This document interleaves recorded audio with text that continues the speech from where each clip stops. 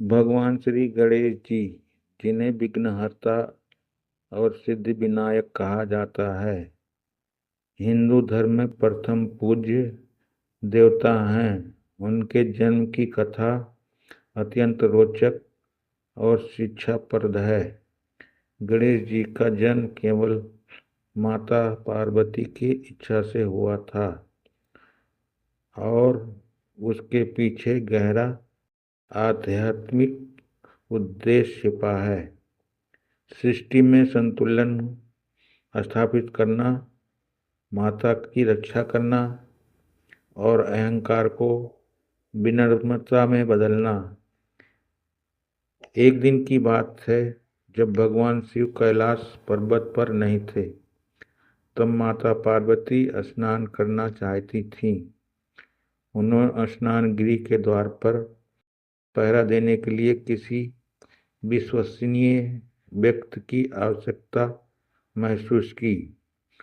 उन्होंने अपने शरीर के उबटन, गंध, चंदन और हल्दी के लेप से एक बालक की मूर्ति बनाई और उसमें प्राण फूंक दिए। वही बालक गणेश बने। माता ने उनसे कहा, जब तक मैं स्नान न कर लूं, तब तक किसी को भी भीतर प्रवेश न करने देना। कुछ समय बाद भगवान शिव लौटे और माता के कक्ष में प्रवेश करना चाहा। गणेश जी, जो अपने माता का आदेश का पालन कर रहे थे, उन्होंने शिव जी को रोक दिया। भगवान शिव ने उन्हें समझाने की कोशिश की, पर गणेश जी दृढ़ रहे और बोले, माता ने मुझे आदेश दिया है कि किसी को भीतर न जाने दूं। ये सुनकर शिव जी को क्रोध आ गया कि कोई उन्हें रोकने वाला नहीं था। उनके गणों और गणेश जी के बीच भयंकर युद्ध हुआ।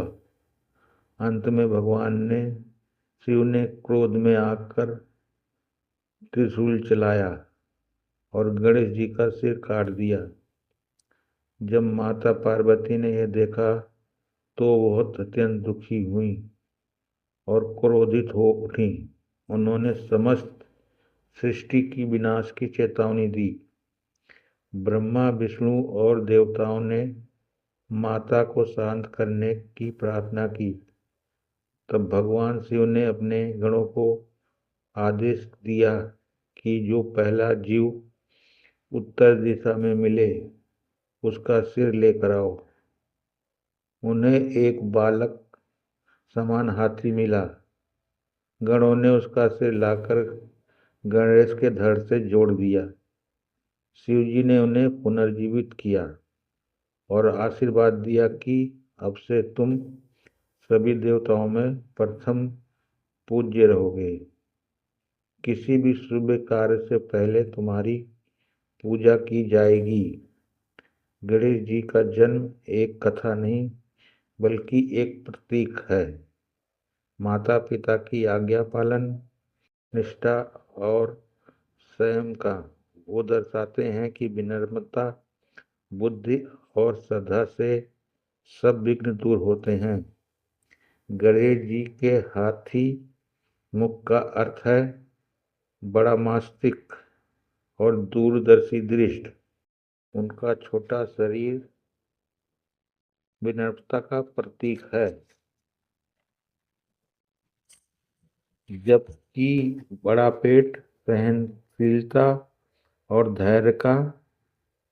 इस प्रकार गणेश जी का जन्म इसलिए हुआ कि संसार को सिखाया जा सके भक्ति में आज्ञा, ज्ञान में विनम्रता और कर्म में निष्ठा का महत्व क्या है।